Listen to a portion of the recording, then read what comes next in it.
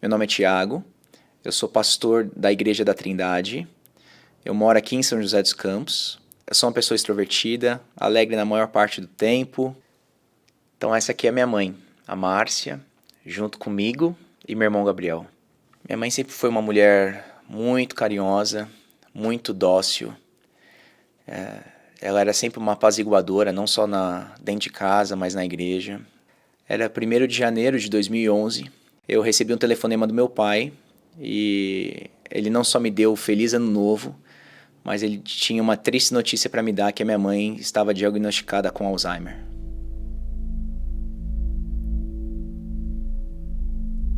A última pessoa que nós imaginaríamos que sofreria com uma doença tão cruel que é o Alzheimer seria minha mãe. Eu me perguntava se minha mãe ainda se lembraria de mim, quanto tempo ela lembraria o meu nome. Desde aquele primeiro encontro, a sensação que você tem é que pode ser o último encontro, né? Então, o abraço já é diferente.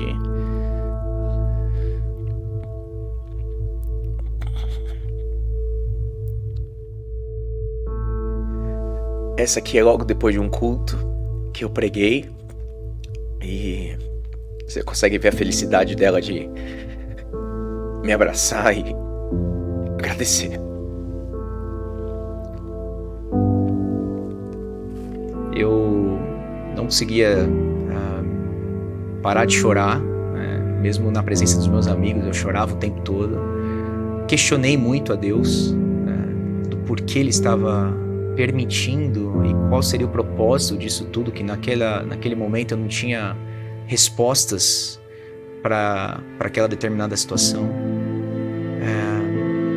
Eu estava quase caindo em desespero, entrando em desespero.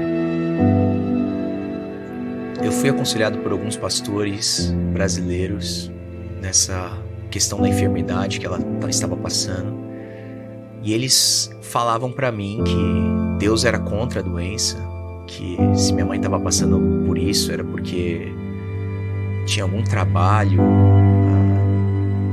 porque Satanás estava tendo vitória na vida dela, ou porque ela estava em pecado e ela tinha que confessar o pecado dela. E isso mexia muito com a minha cabeça. Eu ganhei livros, né, nessa área. Eu li os piores livros que vocês possam imaginar. Sometimes we are tempted to think that theology, a view of God and His ways in salvation and providence, is abstract and unimportant. It's not.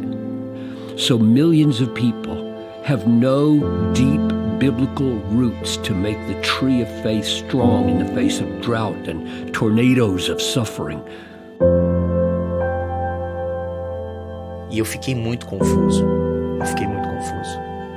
Porque eu comecei a pensar realmente que havia algum problema nesse sentido, alguma culpa. Mesmo minha mãe sendo cristã, ainda tinha alguma culpa que Deus tinha que lidar com ela, e era por isso que Ele estava retribuindo essa maldade sobre a vida dela.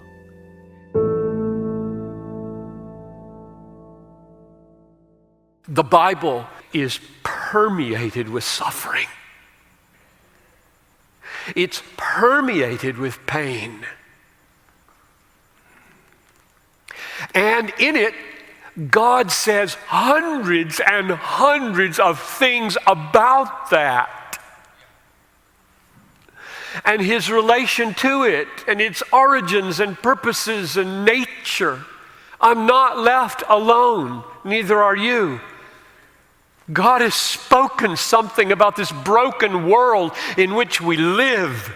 What a privilege to know it. Então, em 2011 eu precisava de respostas. Eu precisava de conhecimento maior bíblico. Precisava entender o problema do sofrimento e como Deus trabalha nisso tudo. E eu acessei esse material através do site do Desiring God. This text begins with Jesus seeing a man born blind. Verse 1. His disciples asked him, "Rabbi, who sinned, this man or his parents, that he was born blind?" E o Piper explicou através daquela pregação de João 9 de que Deus tinha um propósito naquela cegueira daquele homem. E o propósito era que as obras dele, as obras de Deus se manifestassem na vida daquele enfermo. If God sees and knows blindness is on the way here, and he says, I could stop it, and he decides not to, is he deciding for a reason? Or is he just saying, I got no reason?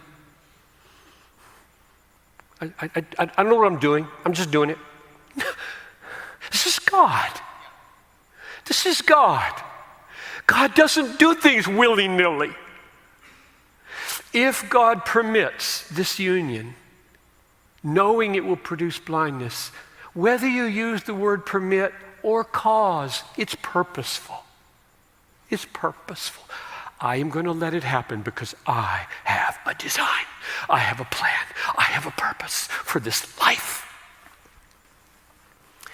The main truth in verse 3, second half of the verse, the main truth in these words, the blindness is that the works of God might be displayed in him.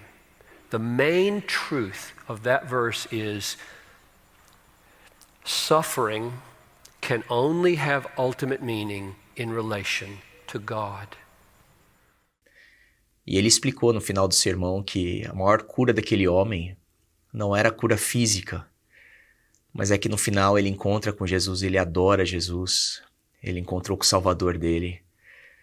E Piper demonstrou de maneira belíssima de como a glória de Deus é vista no sofrimento. We might wish that the works of God were always works of healing. Often they are. I think you should pray for every sick person you know to be healed. But woe to us if we think that the works of God that are to be displayed in and through disabilities are only works of healing. There are more majestic works. Yes, there are. At least from our standpoint, healing's a piece of cake because God does it all.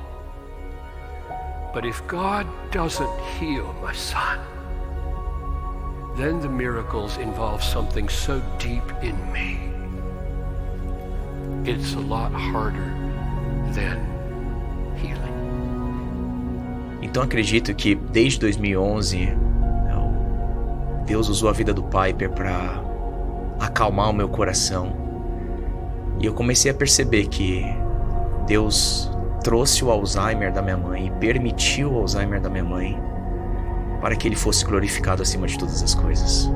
E se eu, a minha mãe, o meu pai, os amigos pudessem ver a glória de Jesus nisso tudo, o propósito de Deus estaria se cumprindo mesmo no Alzheimer. A todos vocês que suportam financeiramente o ministério Desiring God, eu queria dizer muito obrigado, não só a minha vida, como a vida da minha família. Hoje as vidas que estão na nossa igreja são impactadas pelo que Deus tem feito através desse ministério. Continuem sendo fiéis nessa missão que vocês têm de suportar esse ministério, porque Deus tem usado esse ministério grandemente, não só na minha vida, mas em milhares de pessoas no mundo inteiro.